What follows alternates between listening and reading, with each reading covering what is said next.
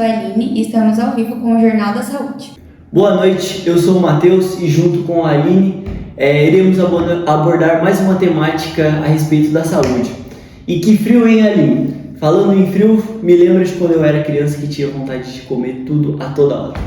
Não só a sua, Matheus, mas a de muitos. E é sobre isso que iremos falar. A obesidade infantil. Definida como uma patologia crônica e inflamatória, a obesidade é caracterizada como um distúrbio nutricional, onde ocorre o acúmulo de tecido adiposo juntamente com o aumento do peso corporal. E vocês sabiam que nos últimos anos a obesidade infantil tem se tornado cada vez mais recorrente, tanto em países desenvolvidos quanto em países em desenvolvimento, tornando-se assim um grande desafio para a saúde pública. Nossa, que interessante, Aline! E vocês sabiam que a obesidade é caracterizada pelo acúmulo excessivo de gordura no tecido adiposo e, consequentemente, fornecendo o aumento do tamanho do mesmo, ficando assim como se fosse um reservatório de energia? E vale lembrar também que várias condições influenciam sobre a obesidade, sendo genética, hormonal, sociocultural, sedentarismo e vários outros também. E partindo do ponto da criança novamente, na infância é hiperplásica, que não está totalmente relacionado à criança comer muito, mas sim por ingerir muitos alimentos ricos em hipercalóricos, digamos assim. E também relacionado com as condições da sociedade, que seria o sedentarismo. Poderá apresentar outros problemas respiratórios, diabetes, acne, dores de cabeça e até mesmo problemas nas articulações. Sim, e dentre essas principais causas destacam-se a predisposição genética, incluindo os fatores biológicos, fatores ambientais, como os hábitos dos quais a criança acompanha de seus familiares, fatores psicossociais e comportamentais relacionados às interações sociais e os fatores de nível socioeconômico relacionados à vulnerabilidade social. E dentre os principais fatores de risco destacam-se o desmame precoce, a introdução alimentar inadequada, ou seja, uma alimentação regada a altos níveis de sódio, açúcares refinados e gordura saturada, e inatividade física. Sabemos que com o advento da tecnologia as crianças têm se mostrado muito mais inativas a qualquer tipo de desempenho de atividades. E como isso é preocupante, né? São coisas que os pais deverão ficar atentos e observar em seus filhos. Calma, estou recebendo uma mensagem. Para mais informações, o Thiago está na linha aqui e passará mais informações sobre essa terrível doença. Boa noite, Aline, Matheus e amigos telespectadores. Vou estar conversando um pouquinho com vocês hoje sobre as consequências, o tratamento e a prevenção sobre a obesidade infantil. A obesidade infantil ela pode ser a porta de entrada para várias doenças crônicas. Entre elas, nós podemos citar aqui a hipertensão, o diabetes, o colesterol alto e as doenças cardiovasculares. Então, com relação ao tratamento, a obesidade é uma doença de difícil tratamento em crianças e adolescentes, principalmente nas crianças, né? Pois dependem diretamente dos pais para poder estar modificando, né, seus hábitos alimentares e estar iniciando também na prática de atividade física. Um dos tratamentos que existe é o tratamento multidisciplinar. Esse tratamento multidisciplinar, ele ajuda a levar a informação de diferentes pontos de vista, né, de diferentes áreas da saúde ali, para essa pessoa portadora dessa comorbidade e para que ela possa estar compreendendo o quanto que essa comorbidade impacta na sua vida. A posição, né, da Associação Americana de Dietética é que o tratamento da obesidade infantil realize ali a combinação de programas com múltiplos componentes, baseado na família e na escola, e que este programa inclua a promoção de atividade física, né, o treinamento dos pais para lidar com essa situação e também o aconselhamento comportamental e educação nutricional. Também para estar auxiliando no tratamento, foi criado em 1999 a Política Nacional de Alimentação e Nutrição. Essa política propõe a melhoria da alimentação das crianças e adolescentes. Para essa melhoria, foi proposto, né, que deveria ocorrer a capacitação de cuidadores, merendeiras, professores e também um aconselhamento sobre alimentação escolar visando ali a segurança alimentar e nutricional, o direito humano à alimentação e a alimentação saudável. Também deveria ocorrer a inclusão do tema alimentação saudável nos parâmetros curriculares das escolas brasileiras. Um outro ponto também muito importante no tratamento é a mudança no estilo de vida. São recomendadas algumas alterações na forma de se alimentar e também o início ou o aumento também da frequência de atividade física, né? Que você vai estar praticando atividades físicas. Com relação à forma de se alimentar, é recomendado que evite grandes intervalos entre as refeições, que a pessoa coma, né, ali pequenas porções, mastigue adequadamente e evite também refeições apressadas. E também evite se alimentar enquanto está fazendo outra coisa. Vamos supor, estudar e se alimentar, assistir televisão e se alimentar, tudo isso não é recomendado. Evitar também a ingestão de líquidos durante as refeições. Referente também à alimentação, não é aconselhável que seja feito dietas muito restritivas, principalmente em crianças, né?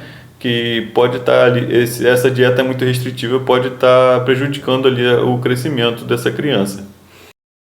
Entre os tratamentos, temos também a terapia cognitiva comportamental. Essa terapia ela é uma intervenção, né, semi-estruturada, objetiva e orientada para metas.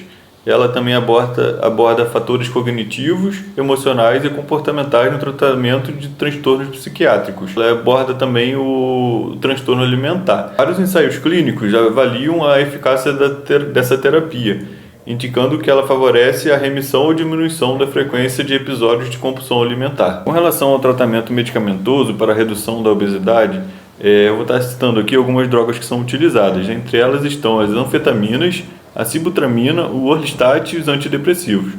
Todas essas drogas que eu citei, ela tem ação no sistema nervoso central, causando sintomas anoréxicos. Essas drogas que eu citei, apenas o orlistat e a sibutramina é aprovada pelo FDA, que é um órgão, né, governamental que fiscaliza os alimentos e medicamentos. Agora, para finalizar essa parte de tratamentos, eu vou estar falando um pouco sobre o tratamento cirúrgico, que nada mais é do que a cirurgia bariátrica, né? Porém, o que acontece? Essa cirurgia bariátrica ela só é recomendado para maiores de 18 anos.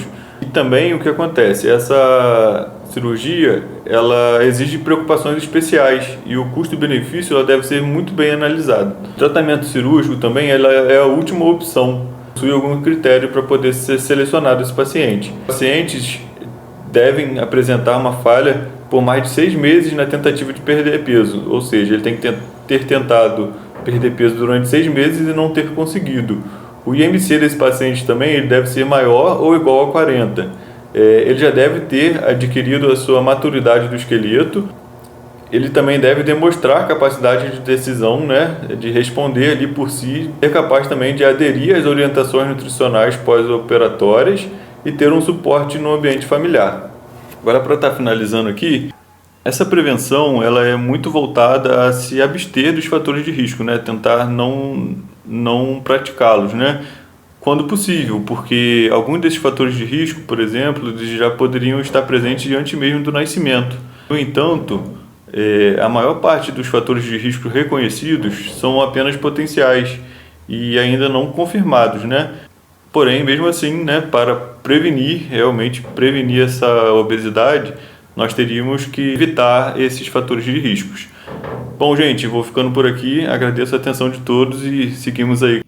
Como vimos, as consequências da obesidade infantil são muito graves e por isso o nosso alerta. É uma doença de possível prevenção, por isso, cuidado redobrado com as nossas crianças. E agora, vamos com o Matheus para verificar a previsão do tempo.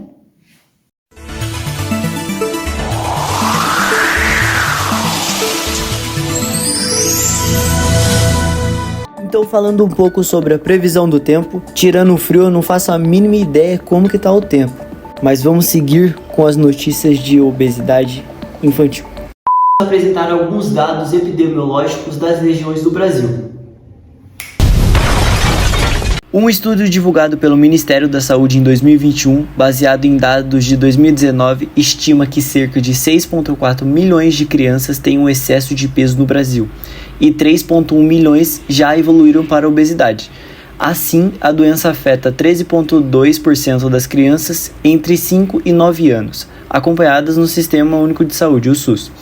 Contudo, a tendência é que esses números tenham crescido significativamente após a pandemia, devido à mudança drástica de rotina e ambiente. Como podemos ver no gráfico de índice de crianças obesas de 5 a 10 anos no Brasil por região, a região norte fica com 6,93%, a região sul com 11,52%, a região centro-oeste com 9,43%, a região sudeste com 10,41%, a região nordeste com 9,67%. Então, como podemos ver, a região sul ela tem o maior índice de crianças obesas e a região norte com o menor. E voltamos após os comerciais. Eu vou dizer que te odeio. Eu vou chorar. Eu vou gritar. Eu vou dizer que você me trata mal. Vou fazer você passar vergonha. Mas é que eu ainda não entendo o que é diabetes. Eu não sei o que é hipertensão. Então, papai, quando eu chorar só porque eu quero comer besteira, resista. Diga não. Não, papai. A AMIL sabe o quanto é difícil combater a obesidade infantil. Resista. Diga não. Obesidade infantil. Ótimo. Estamos de volta e agora a reportagem com a nossa especialista em marketing direto do Japão. Boa noite, Maria. Está me escutando? Boa noite, Aline, Matheus, queridos ouvintes. Na verdade, boa tarde, né? Como estamos aqui num jardim no Japão e por conta do fuso horário aqui ainda é dia. Então, boa tarde para vocês. Bom, como profissional do marketing há mais de 10 anos, eu me especializei na influência dele na alimentação das crianças. E se usado de uma forma ruim, faz com que tenha um aumento do índice da obesidade infantil.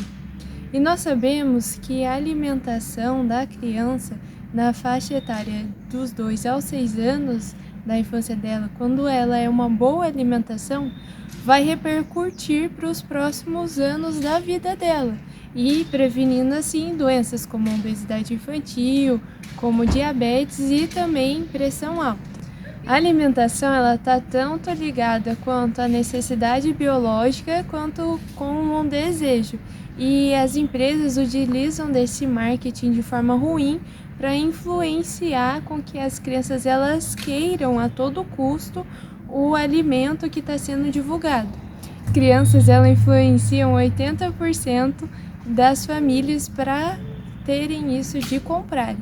E 9 em cada 10 pais eles são suscetíveis a essa vontade da criança e acabam comprando o que ela pede, seja no mercado ou nas compras mensais ou no dia a dia. O marketing alimentício voltado de forma ruim para essa divulgação dos alimentos para a criança, ele é sempre cheio de alimentos hipercalóricos, de alimentos ricos em gorduras, em sais, em açúcares, o que faz com que a saúde da criança não seja boa e trazendo assim um quadro de obesidade infantil.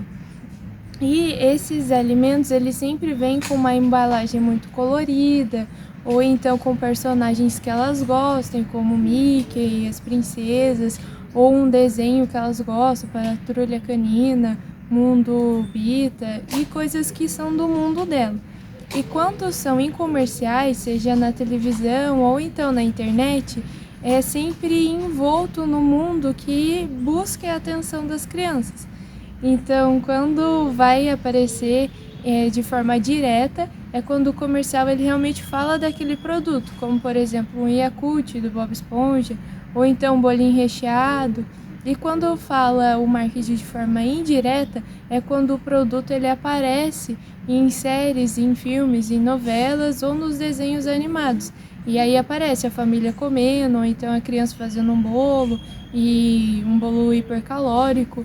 E assim a criança que está assistindo aquilo vai querer a todo custo o que está sendo apresentado. E a OMS falou em 2010 que essa forma de fazer o marketing e propaganda para as crianças é ilegal e deve ser denunciado, por conta que as crianças elas ainda estão desenvolvendo seu lado crítico, tendo as experiências de vida e não vão conseguir diferir entre se o alimento vai ser bom ou não para ela naquele momento. E o Código de Defesa do Consumidor também fala a respeito disso, que as crianças elas precisam ser acompanhadas nesse sentido para não serem influenciadas por essas propagandas. E a resolução, tem uma resolução de número 163 de 2014 do Conselho Nacional de Crianças e Adolescentes, que fala sobre a abusividade da propaganda para crianças e adolescentes, que ela deve ser sempre punida. Então é isso, ouvintes, espero que vocês tenham entendido um pouco mais de como funciona o marketing e a influência dele nesse consumo para as crianças. E óbvio, papais e mamães sempre estejam atentos para que a alimentação da criança não seja pobre em nutrientes, mas sim que ela seja equilibrada para que ela não tenha obesidade infantil. Muito obrigada, queridos. Voltamos aí no estúdio. E com isso finalizamos o Jornal Saúde de hoje. Espero que vocês tenham entendido um pouco sobre a obesidade infantil. Nos vemos no próximo episódio, neste mesmo canal, neste mesmo horário.